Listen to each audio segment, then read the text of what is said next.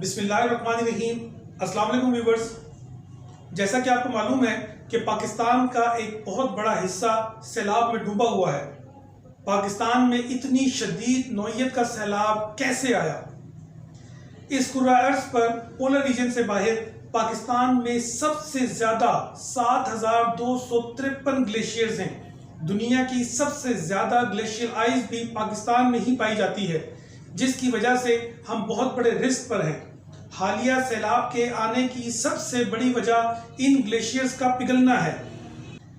German watch report کے مطابق climate change سے سب سے زیادہ متاثر ہونے والے ممالک میں پاکستان 5ویں نمبر پر ہے۔ کچھ دن پہلے ایک اکنامک اینتھروپولوجسٹ جیسن ہکل نے ایک بڑا زبردست ٹویٹ کیا کہ یہ ایک سیدھا سا نقصان کی تلافی کا کیس ہے۔ اس کلائمیٹ بریک ڈاؤن کے ذمہ دار وہ امیر ممالک ہیں جو 90% سے زیادہ کاربن کا اخراج کر رہے ہیں، جس میں پاکستان کا شیئر 1% سے بھی کم ہے۔ کاربن کے اخراج سے کیا ہوتا ہے؟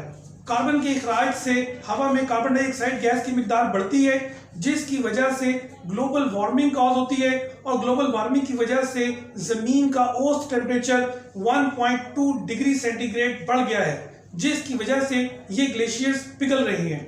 اس 90% کاربن کے اخراج میں 55% کاربن کا اخراج صرف 4 ممالک کر رہے ہیں، جس میں 10.81 بلین میٹرک ٹن کاربن کے اخراج کے ساتھ چائنا پہلے نمبر پر ہے، جو ٹوٹل گلوبل ایمیشن کا 28% بنتا ہے۔ یعنی دنیا میں جتنی کاربن ریلیز ہو رہی ہے، جتنی کاربن کا اخراج ہو رہا ہے، اس میں سے 28% چائنا اخراج کر رہا ہے۔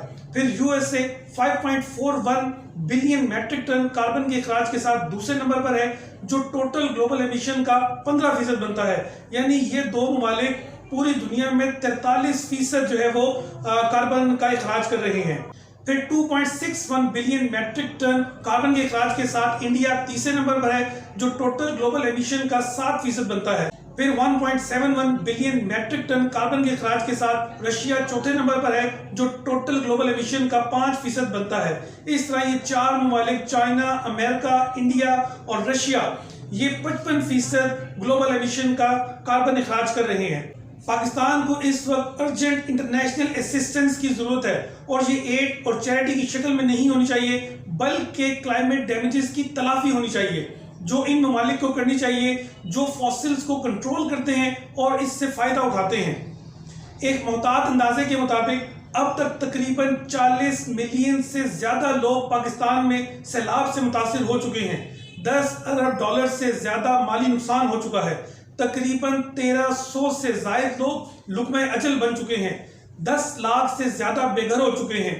پاکستان ایک زرعی ملک ہے، جس کی معیشت کا بیشتر دار و مدار زراعت پر ہے۔ سیلاب کی وجہ سے فصلیں بالکل تباہ ہو گئی ہیں، جس کی وجہ سے آنے والے وقت میں فوڈ سیکیورٹی، واٹر سیکیورٹی اور الٹیمیٹلی ریجنل سیکیورٹی جیسے مسائل پیدا ہوں گے۔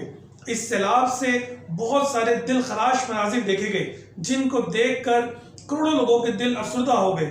بڑی بڑی عمارتیں سیکنڈز میں پانی میں بہہ گئیں، پورے گاؤں صفحہ ہستی سے مٹ گئے، اور سب سے دل خراش واقعہ 5 بھائی جو 4 گھنٹے تک ایک ٹیلے پر مدد کا انتظار کرتے رہے اور آخرکار اس ظالم سیلاب کی نظر ہو گئے۔ اگر آج ہم نے اس کلائمیٹ چینج کے خلاف آواز بلند نہیں کی تو کل ہمارے بڑے بڑے شہر، ہمارے بچے اور سب اس سے زیادہ خطرناک سیلاب دیکھیں گے، اور پھر کچھ بھی باقی نہیں بچے گا، اور جب تک ہمیں سمجھ آئے گی اس وقت تک بہت دیر ہو چکی ہوگی۔